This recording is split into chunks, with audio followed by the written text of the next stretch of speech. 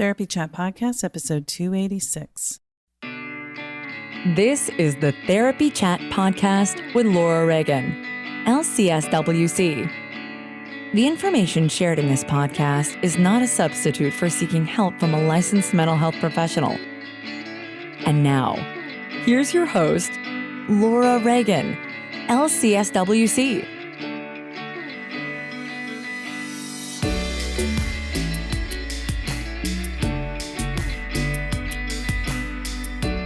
Hi, welcome back to Therapy Chat.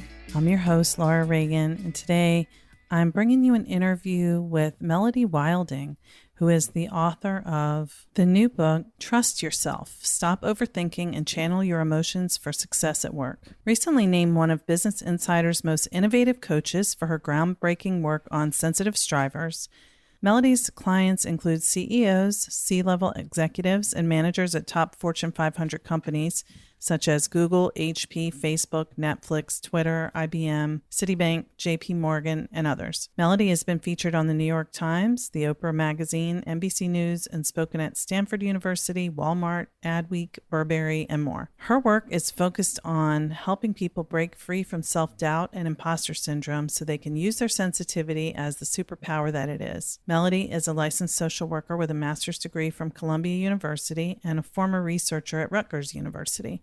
She's a professor of human behavior at Hunter College and a contributor to Harvard Business Review, Fast Company, Forbes, and Business Insider. As you can hear, my guest is very accomplished, and her work focusing on sensitive strivers is something that I really hadn't been aware of until this book came out. But as soon as I looked into what it is, I realized that that is me.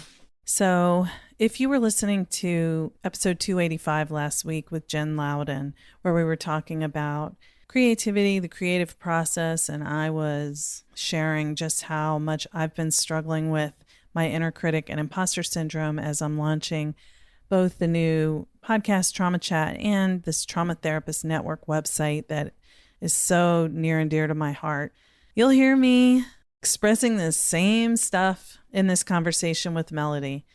I don't know if it's helpful for you hearing my process, but who I am is just, I try to be transparent about the struggles I have and don't try to make it seem as if I've got everything figured out. I mean, I would prefer to appear as if I had everything all figured out, but that's not a true human experience. A true human experience is that we all struggle. And lately, in a lot of ways, I'm thriving. But when it comes to the stress and the pressure that a lot of it I'm putting on myself about these new projects, I've been struggling. So can't really hide it when I'm feeling that way, especially when talking about those exact dynamics in my conversation with Melody. So I hope you will enjoy listening and maybe you can relate to the struggle of sensitive striving. Hopefully there's something that you can take away from our conversation. Let's dive right in. Thank you to Sunset Lake Cbd for sponsoring this week's episode. Use promo code CHAT for 20% off your entire order at sunsetlakecbd.com. Sunset Lake CBD is a farmer-owned small business that ships craft CBD products directly from their farm outside of Burlington, Vermont to your door. Sunset Lake CBD has something for everyone. They offer tinctures, edibles, salves, and coffee designed to help with sleep, stress, and sore muscles. Sunset Lake CBD customers support regenerative agriculture that preserves the health of the land and creates meaningful employment in the community. Farm workers are paid a living wage and employees own the majority of the company. Remember, use promo code CHAT to get 20% off your entire order at sunsetlakecbd.com. Therapists, do you feel stuck when working with clients who are numb and disconnected, who have trouble accessing emotion and exploring their inner experience? Learn a comprehensive approach to conceptualize your client's concerns. Sensorimotor Psychotherapy uniquely includes the body in therapy as both a source of information and a target for intervention because words are not enough. Go beyond theories and gain practical ways to open a new dimension for effective therapy. Visit Sensorimotor Psychotherapy Institute online at sensorimotor.org today. Hi, welcome back to Therapy Chat. I'm your host, Laura Reagan, and today I'm so happy to be interviewing Melody Wilding, LMSW.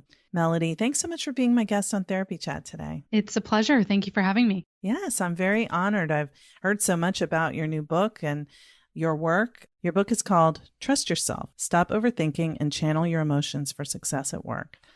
And it sounds awesome. I'm reading it now and I'm really loving it. So I can't wait to talk to you about it. But before we even do, let's just start off by you telling our audience a little bit about who you are and what you do. In terms of professional background, so as you mentioned, yes, I am a licensed social worker here in New York, have my master's from Columbia University.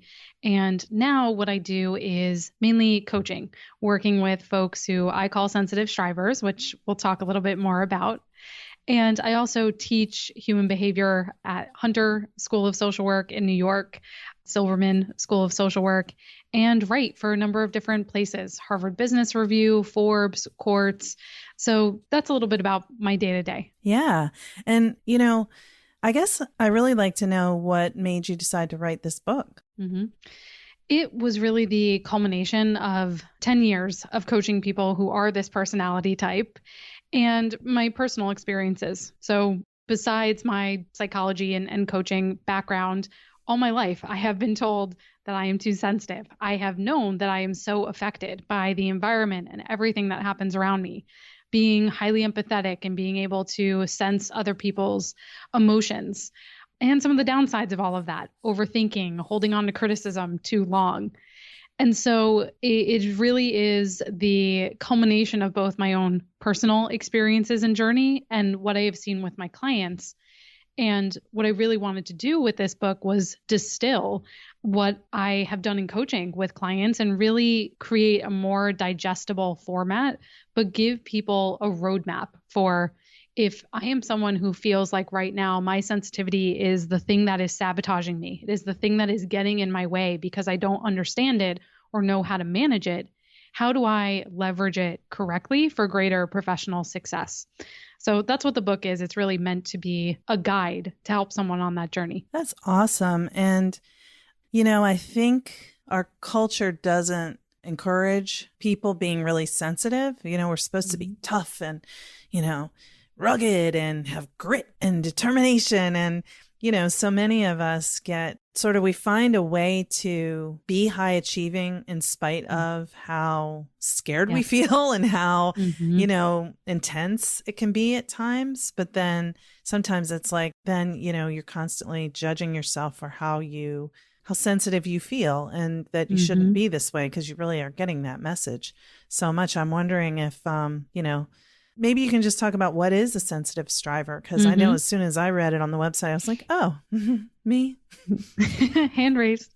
You nailed it. You nailed what the experience of being a sensitive striver is like. So put really simply, being a sensitive striver is at that intersection of high sensitivity and high achievement. So you are someone who thinks and feels everything more deeply, but you're also very driven. You set high goals for yourself. You put a lot of pressure on yourself to succeed. So listeners may know about the idea of high sensitivity. It's not new. I did not make this up. This comes from work of Dr. Elaine Aron, who for over 30 years has researched the trait of high sensitivity. So what we know now is that about 15 to 30% of the population has this trait difference that leads to having a more highly calibrated nervous system. And that means we get more easily stressed, more easily overwhelmed, but we're also much more perceptive, observant. We take in the world around us and process it at a deeper level, which creates incredible creativity and insights. And then you combine that with the high achievement piece, where many of my clients, like you were saying, and certainly this is my story, that I was the A+ gold star, wanted to check all the boxes sort of kid that has grown up into the adult version of that, wanting to do everything right, do it well, not necessarily to climb the ladder, but because I am someone who enjoys pushing and challenging myself. The flip side of that coin is it does often come with a lot of self-criticism, judgment, imposter syndrome. And as sensitive strivers, we feel that at a deeper level and with greater intensity because of our depth of processing. That's pretty validating. So how are kind of talked about like how we get there or we get through to becoming, high achieving and very sensitive people, but how do these traits show up in people's lives? I don't know if you want to talk about just at work or just overall. Sure. So because of the type of people I work with, I tend to work with a lot of leaders and managers at Fortune 500 companies. So the context that we're exploring these qualities is how they're showing up at work. But across the board, you may see things like experiencing your emotions to a high level of depth and complexity, having this desire to exceed expectations in everything that you do, needing time to think through decisions before you act. So if you are someone who needs time to pause before going into a new situation or needs time to transition when there's been a big change, that is definitely a sign. That's me. Yes. Being kind, compassionate, empathetic to others. Flip side of that, many times sensitive strivers will struggle with boundaries. We say yes too much. We tend to be people pleasers. And as a result of that, can struggle with burnout. So those are a few ways that it manifests. And like I said, yes, we tend to see this most often in people's professional lives, but it's really, across the board. Yeah. And it's so funny that you just described to me again, but I don't know, maybe this is part of it or not, but for me, like I judge myself for being that way too. So It's not just like, if I need more time to respond to an email because I really need to think through what I want to say to get to, my best answer that's really, from me, my highest self, it's like, you should be able to just do this. I'm so hard on myself about stuff like that. So is that part of it too? Kind of even criticizing yourself for Oh yeah, the meta, feeling bad for feeling bad, 100%, because you have that awareness. You have such deep self-awareness. And that's very true of my clients, that they will feel guilty about having to give negative feedback to a direct report, for example, and then feel guilty for feeling guilty because that's their job and they should be stronger as a manager and more confident by now, right? So a lot of this comes back to what you were saying before, that we are conditioned to believe that it's not okay to be sensitive, that this is something that you want to eradicate and get rid of, grow a thicker skin, stop taking things so personally, is many things we hear all the time. And of course, we are immersed in a hustle culture where move as fast as you can, be really quick on those sorts of things.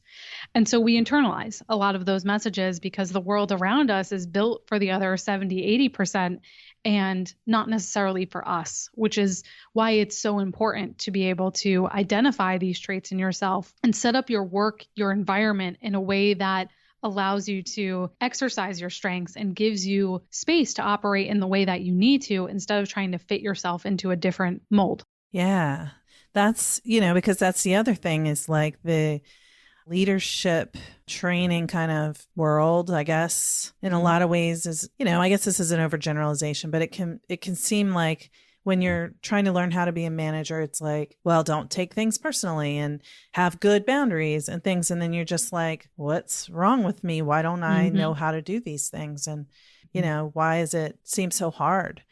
So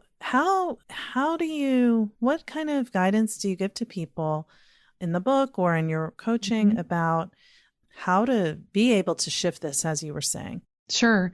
So the core framework that underlies the book that I think would be helpful to share is something called the STRIVE framework. And I want to share this now because it's really essential to identifying where you're getting in the way, where you're getting in your own way the most, so then that you can create a more customized action plan for yourself of where you need to focus first.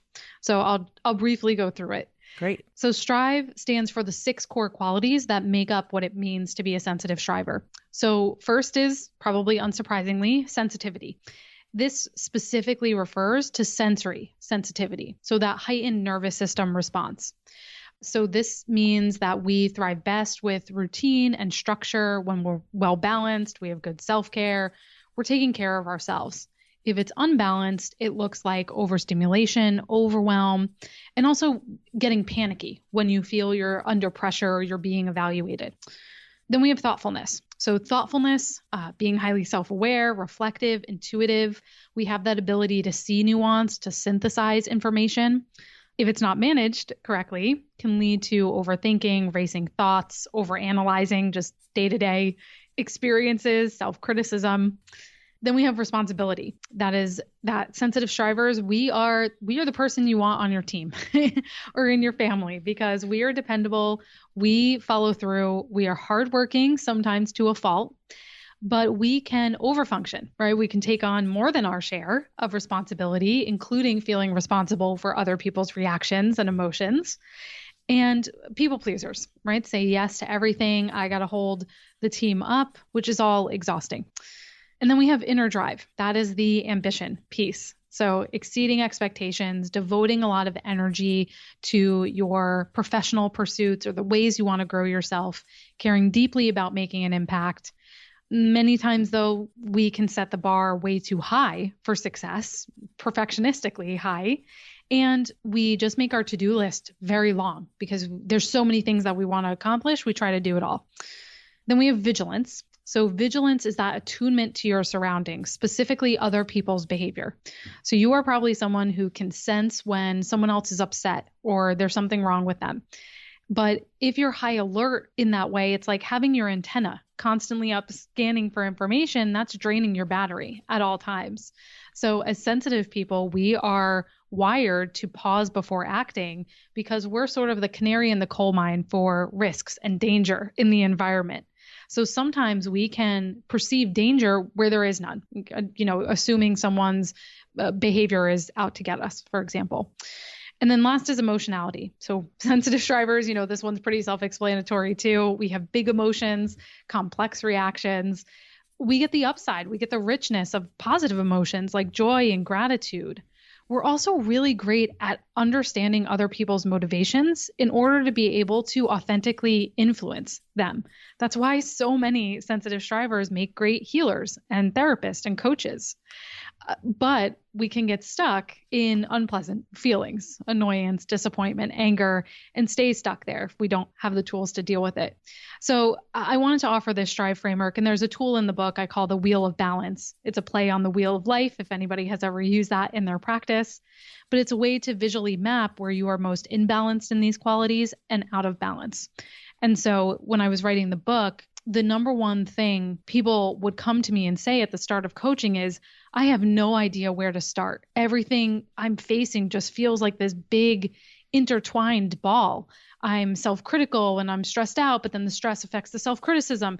Where do I start? And so that's why I created this Strive framework, is to dimensionalize our qualities as sensitive strivers and help people prioritize where you want to focus first so you can be more specific about actions that are going to get you there. Hey, everybody.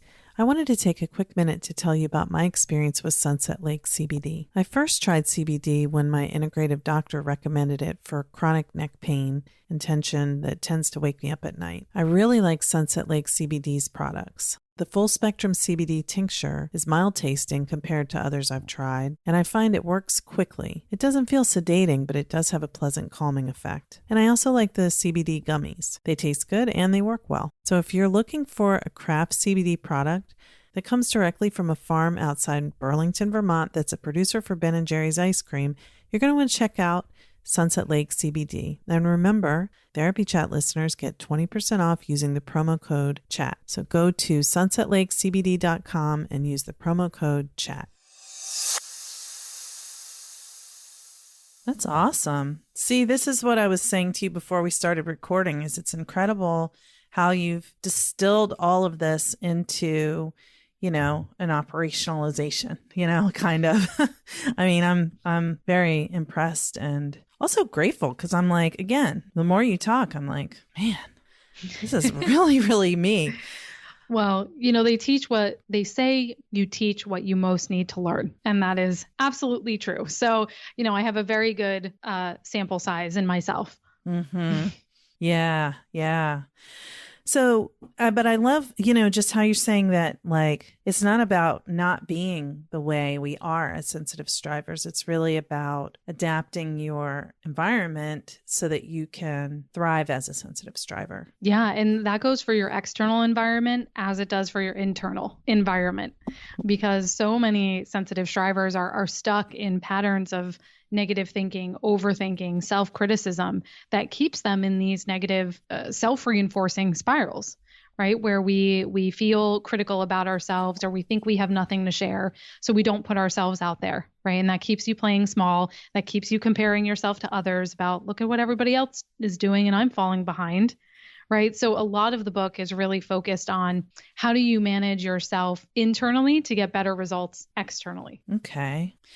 So are you willing to share any examples of some ways that people can manage themselves internally? Sure. So much of the book is pulled from my training. My background as a social worker is largely in CBT, ACT, acceptance and commitment therapy, mindfulness, solution-based methods. So you'll see a lot of that in the book, but you'll also probably hear it in some of what I share. So one thing that my clients tend to find most helpful, and I just find entertaining, is the idea of naming your inner critic, giving it an identity that is separate from you. And anybody here who does this exercise with their client knows that it's helpful for psychological distancing, to see yourself as separate from that negative critical voice you have in your head, to get a moment of pause, to have more agency over how do I want to think differently and what thoughts do I actually want guiding my actions. So my inner critic is named Bozo. Mm-hmm. Yours might be Cruella de Vil, whatever it may be.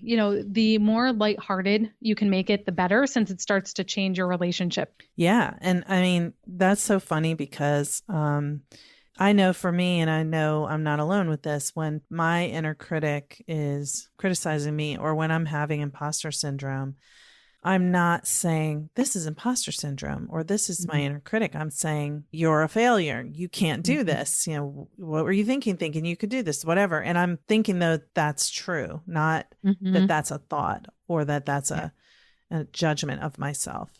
So it even helps just to call it an inner critic, but to really personify it more. Yes, exactly. Yeah. You start to see it as something separate from you. Yeah. And I like the idea of kind of making it like a almost cartoonish bad guy type thing, Yes. Exactly.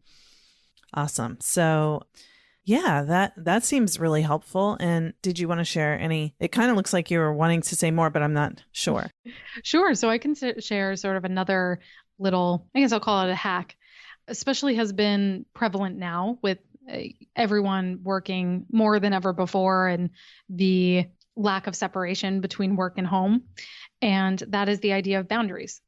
And whenever I work with clients, what I teach them is to use their emotions as a signal to figure out where they need to set boundaries. Specifically, where do they feel the emotion of resentment? Resentment is a big red stop sign emotionally that we need to set limits. We have let something go on for too long. We've taken on more responsibility than we actually are comfortable with, even though on the outside we may be saying we're comfortable with it. And so anywhere doing a sort of gut check to see what are situations in my life, maybe it's with clients, maybe it's with your kid's carpool, for example, that you are feeling resentment. And what does that mean about a limit you need to set or something you need to communicate to somebody else? Mm-hmm. Yeah, that's good. That's a good one. Yeah. And I think that's, again, it's common to just sort of when you feel like, let's say you feel overworked because you are working too much and then you're resentful towards the people you're working with, like, oh, I have to give them everything of myself and I never get a break and things like that. And then you judge yourself for feeling resentment or you judge yourself for feeling overworked, but I'm supposed to serve. This is what I do. This is who I am, It's just so funny. It is a cycle. Like you were saying, it's like a cycle of negative thoughts and then judging yourself for the negative thoughts and then sort of keeps you stuck. Exactly. Yeah. It becomes self-reinforcing, right? And so really in the book, what I advocate for is creating a virtuous cycle. If we're stuck in a vicious cycle as sensitive strivers without our tools, learning these things can set us on that upward trajectory where we feel more accomplished, we feel more confident, and that creates more motivation to allow yourself to take bigger risks and do bolder things. And that becomes a positive reinforcing cycle. I like that. Yeah. Because I think one of the challenges, like you said, you're a person who likes to challenge yourself.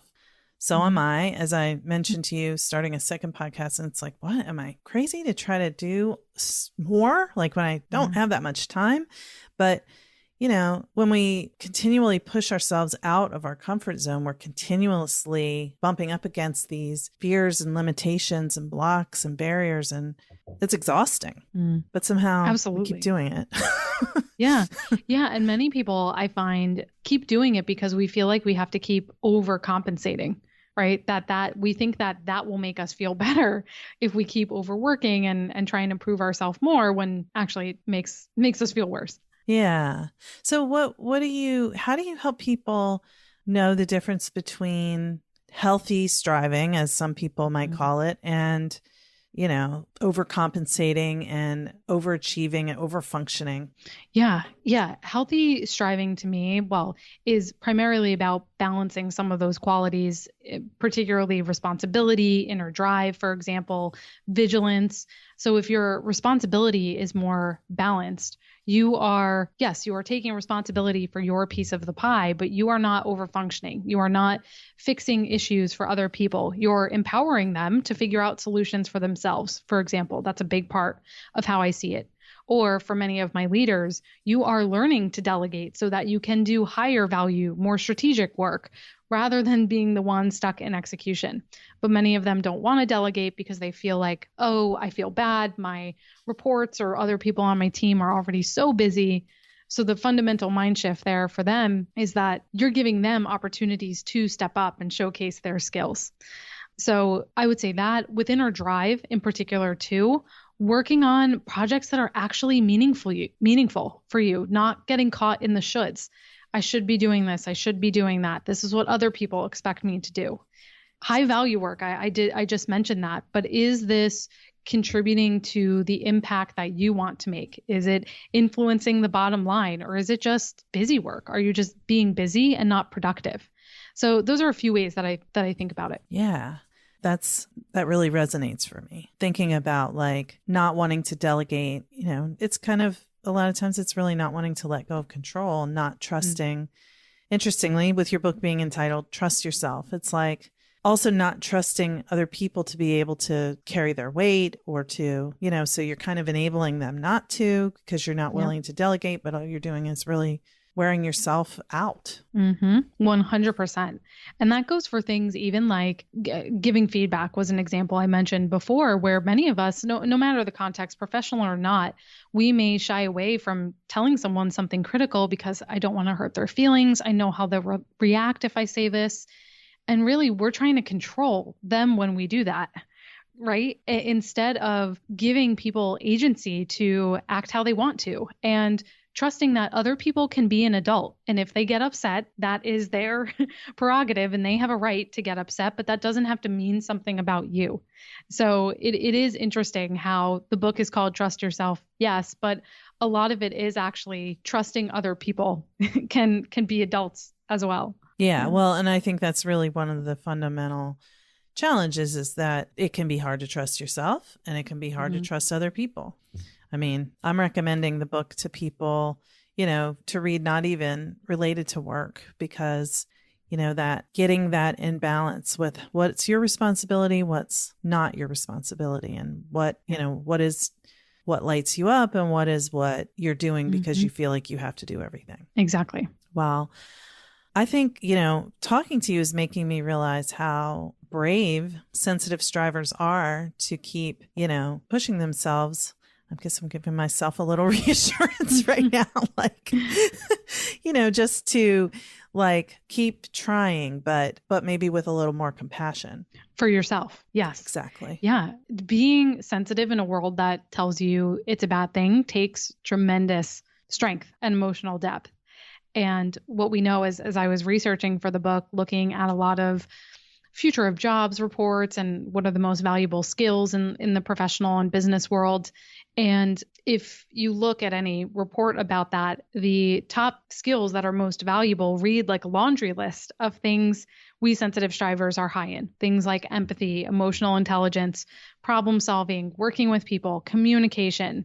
So it is precisely all of those what, traditionally has been called soft skills. I like to call them more human skills that are what's going to be needed and most valuable. So that is exactly why I care so much about helping sensitive strivers realize that all of these qualities, when managed correctly, most notably when you get out of your own way, just how powerful you can be. Yeah. The other piece that comes to mind in what you just said about the qualities, it's like creativity and vulnerability are high in this group that I'm one of. And like those qualities are, the others that you mentioned are what makes organizations really function well, do amazing, like cutting edge type work, really people working to their potential and having more, enjoyment. And so, it's just really resonating for me. So I'm so glad that you took the time to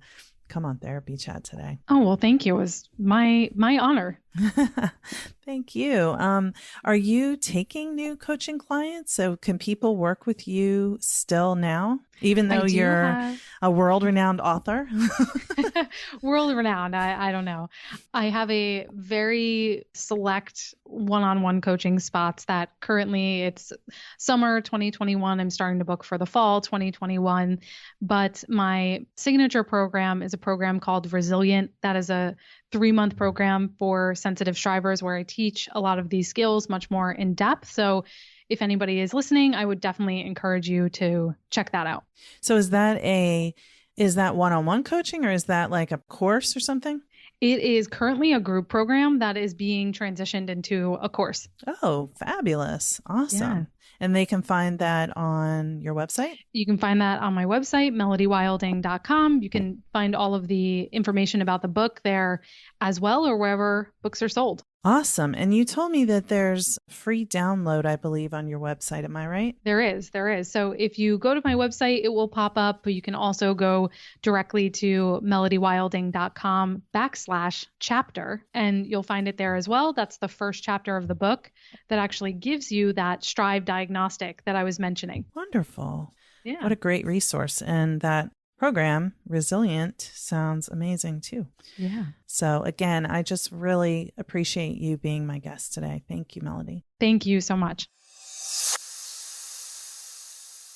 Hey therapists, do you feel stuck working with clients who can't access their emotions or name their inner experience? Do you find it difficult to work with people who are disconnected from their own emotions, and they may be disconnected within the therapeutic relationship as well? Learn a comprehensive approach to conceptualize your client's concerns. Sensorimotor Psychotherapy uniquely includes the body in therapy as both the source of information and target for intervention, because words are not enough. We all know that talk therapy is limited. You've heard it discussed on this podcast multiple times. And if you've been listening to this podcast for a while, you also know that I am a huge fan of sensorimotor psychotherapy. I've completed levels 1 and 2 and plan to pursue the certification level 3. And the reason why I love it so much is because I've experienced shifts within myself through the experiential training process, and huge shifts in my work with clients through the training that I've received with Sensorimotor Psychotherapy Institute. I highly recommend that you check out their website, sensorimotor.org, to learn about their trainings. In fact, they have trainings coming up this summer, and to view their webinars, learn more about what sensorimotor psychotherapy is. It's a beautiful, powerful method that I can't recommend highly enough. So check them out at sensorimotor.org.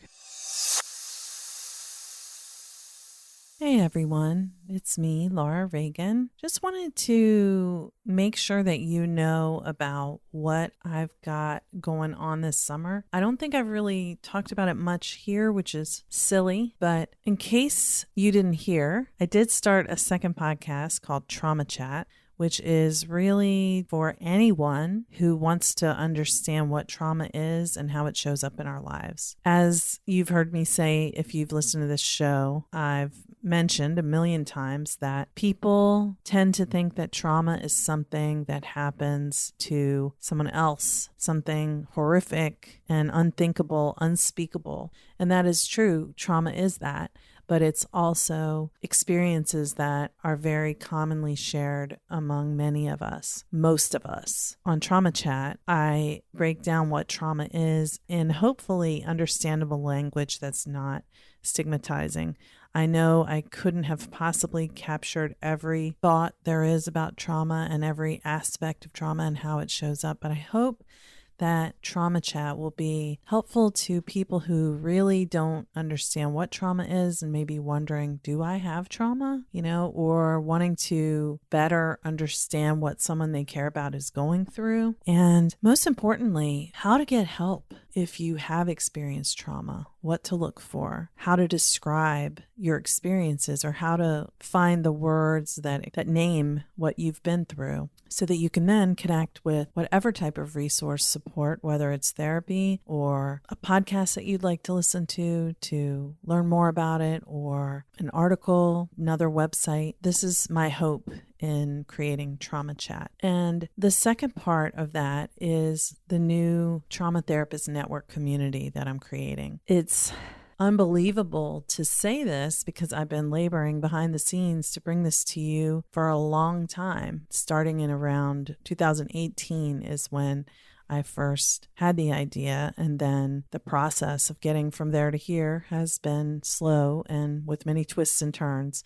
But I'm creating a community for people who have experienced trauma to find help, for trauma therapists to find other trauma therapists to network with and refer to, and gather and collaborate and share ideas and hopefully come together in person in gatherings that I don't know if they'll be able to happen in 2021, but maybe by 2022, we can have in-person gatherings of trauma therapists to provide support to one another and combat the isolation of trauma work. Even if you work in a large agency or group practice, trauma work is so isolating. It's just part of the nature of it. And connecting with other people who get it is so valuable. The participants in my trauma therapist consult groups share how useful they find them to be, because we're in our offices doing our work and then we go home, and it can be really hard to receive the same kind of support that you give to your clients. So I hope that Trauma Therapist Network will be a useful resource for you, whether you are someone who's trying to find more information about trauma or if you are a trauma therapist yourself. To learn more, please go to traumatherapistnetwork.com. The website is not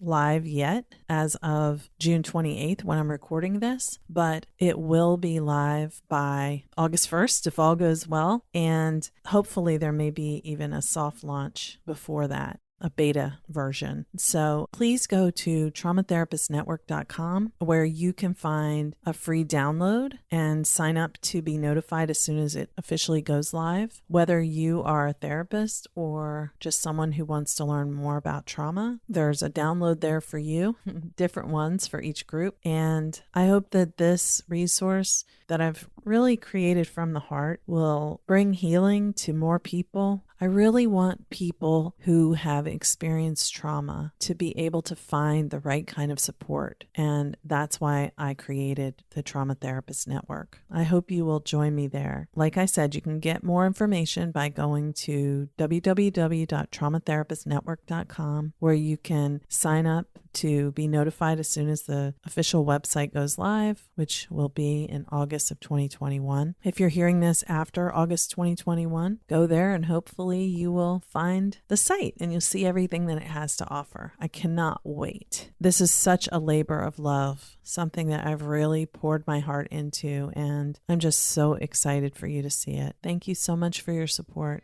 Thank you for listening to Therapy Chat with your host, Laura Reagan, LCSW-C. For more information, please visit therapychatpodcast.com.